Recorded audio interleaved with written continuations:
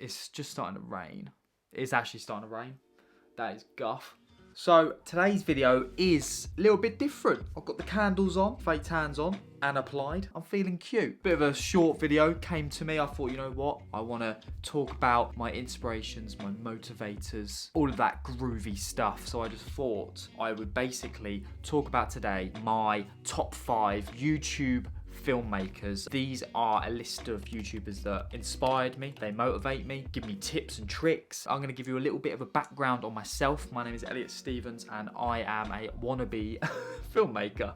Ledge. No, I am an aspiring filmmaker. Love it, love all of it. Give it all to me now. It's great. I really enjoy it. I'm really keen to make that a career one day. These are basically some people that I've got tips from and just generally YouTubers that I love to watch that inspire me. This is in no particular order either. They're all really good and they're all really good in their own different ways. I feel like the people that I watch and take tips from, they're all totally different. They're not like the same sort of like style of filming. I don't really watch a lot of YouTube. Really odd, some people might say. The only YouTube that I do watch is like filmmaking and basically researching on different filmmakers. There are so many good filmmaking cinematic YouTubers and they're all so good. They're literally all so good. So I just want to say that. So like I said, it's in no particular order. First person that I am going to say I did want to be first because he is my favourite of all time. I think he's great, seems like a sick guy, and I just love the way he films and I just love what he's about. And that is a guy called Peter McKinnon.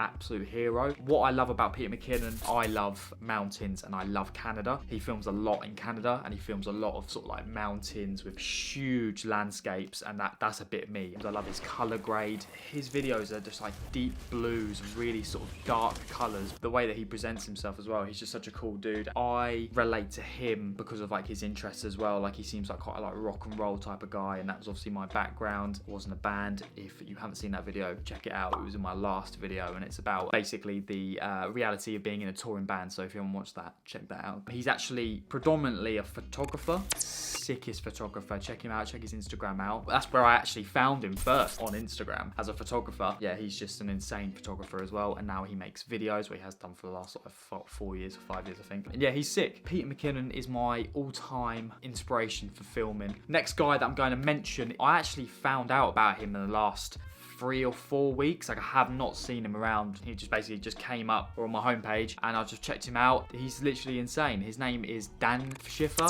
Sorry if I've got your name wrong, Dan. Basically, king of B-roll. Predominantly does cinematic shoots for brands, and that's predominantly where I like to get little tips and tricks of how he does handheld shooting, because that is what he does, because I don't own a gimbal. I don't actually own one, so that's why I just love watching his videos, because he sometimes never uses a gimbal. Like he'll shoot like a whole B-roll segment and he'll just do it completely handheld. Check out his videos. He does loads of tutorials on certain sort of like techniques that he uses, so he's definitely worth a follow and check him out for sure. On to the next person. This guy here got me into filmmaking. He's the first filmmaker that I came across. I was younger, I was about 17. This is when I was back in a band, like touring. I'm gonna be honest, I don't really watch him too much anymore, but I used to watch him when he used to post regularly. Probably might know who I'm talking about because he's like basically a celebrity now. He's absolutely huge. His name is Casey Neistat. He used to do daily vlogs back in the day, but he used to do them in such a way that was so enticing and it just kept so many people watching, like to the point where I don't think you'd see many people do daily vlogs and get like 1, 2, 3 million views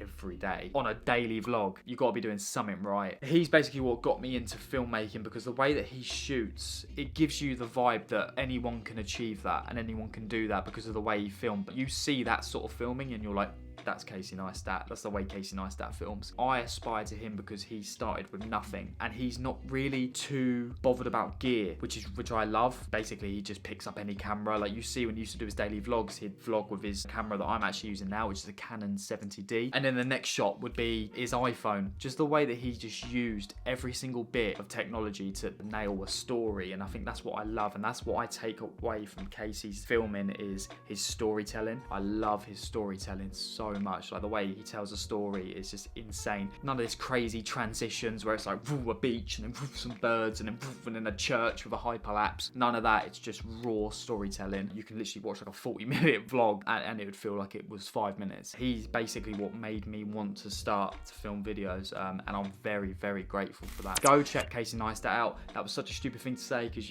of course you probably know who he is, but if you don't, check him out. All the links for these channels will be in the description as well. If this video does come across to you and you do find it, and you want to check these guys out, they're down below. Another guy that I found very recently, I'm probably going to get his name wrong, and I'm sorry if I do get it wrong. Peter Lindgren. Sorry, Peter, if I get your name wrong, but you are a cool filmmaker.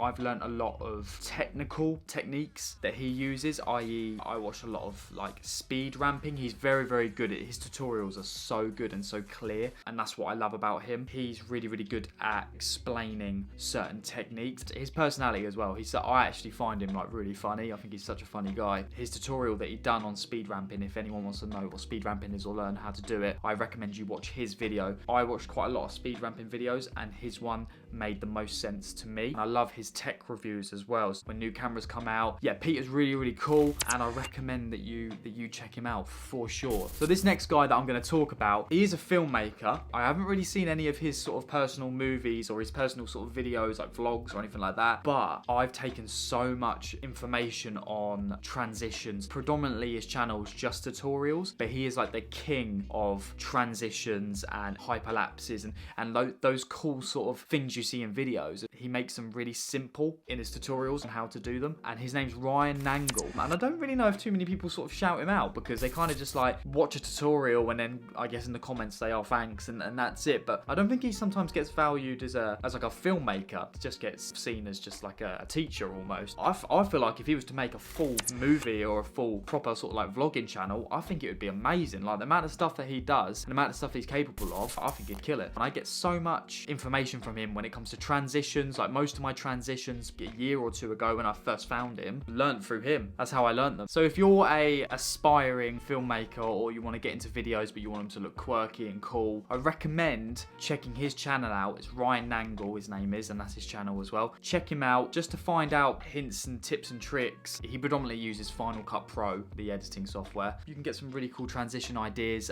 for your videos going forward, because I still to this day use so many of them. And Ryan, I don't know if you will see this, but if you do see it, you're doing a good job, mate. And I'd love to see like some more vlogs from yourself because I think you'd absolutely smash it. So those were my top 5 filmmakers that I really enjoy to watch, and they inspire me. They motivate me to be better at filmmaking. I really recommend you check them out because I really enjoy their content. And I have got some honourable mentions for other filmmakers as well. I've only got 2 of them. One is Sam Calder. Sam Calder is like cinematic king. Literally, he's just insane. That style is just Sam Calder all over. He's like ultimate travel filmmaker. Like he's absolutely insane. Everyone takes inspiration from him, and I almost think it's got to the point where it's quite overused now, the whole Sam Calder transition video style. I mean, everyone smashes it, but I think just like quite a lot of people that kind of do the same sort of vibe, and I just urge maybe try put your own twist and have your own sort of like style on something. Sam Calder, he's really good. You should definitely check him out. You probably have already. If you love filmmaking, you know who Sam Calder is, let's be honest. The next guy is another guy, and I can't pronounce his name because I'm actually just incapable of everything. His name is Matt Della. I've got to find out because I just can't be not getting any of the names right. This is more like a diss on people rather than a, you know, hyping them up. Give me 2 seconds, guys. Got to find out because I can't read. Matt Diavilla. Matt Della Villa. No, it's just not. It's just not. Matt Diavilla. Matt Diavilla. I don't know. Matt, you're great. He's really good at storytelling, super good at filmmaking as well. The way that he films his shots are so crispy, and I don't know what he films on, and I'm really keen to find out what his camera is. And I think what I really like about Matt's way of filming is he pans in a really unique and cool way. But just the way that he does it, just a little bit more unique than your average pan and shot. And I really like it. Like for instance, there's a video that I saw where he's just talking to the camera, but the camera's panning. Little touches like that I love that. I love that so much. And I'm still trying to find my niche as well. Like I said, I am an aspiring filmmaker, and I will be one day up there with all the other guys filming away. I just got to get there. But yeah, I hope you enjoyed this video. I hope you found some new filmmakers that you enjoy. And if you do know any filmmakers, yes, if you do know any filmmakers that you enjoy, please put them in the comments. I'd love to check them out. Genuinely, I'm quite new to this filmmaking sort of industry, and I'm quite new to like the filmmaking lore on YouTube. But I'm learning, and I'm checking out all these different filmmakers. I hope you enjoyed this video. Please leave a like and thumbs up. That's the same thing. Subscribe, because I'm going to be posting a lot more videos. Yeah, I hope you have a lovely day, and I'll see you in the next one. Bye bye.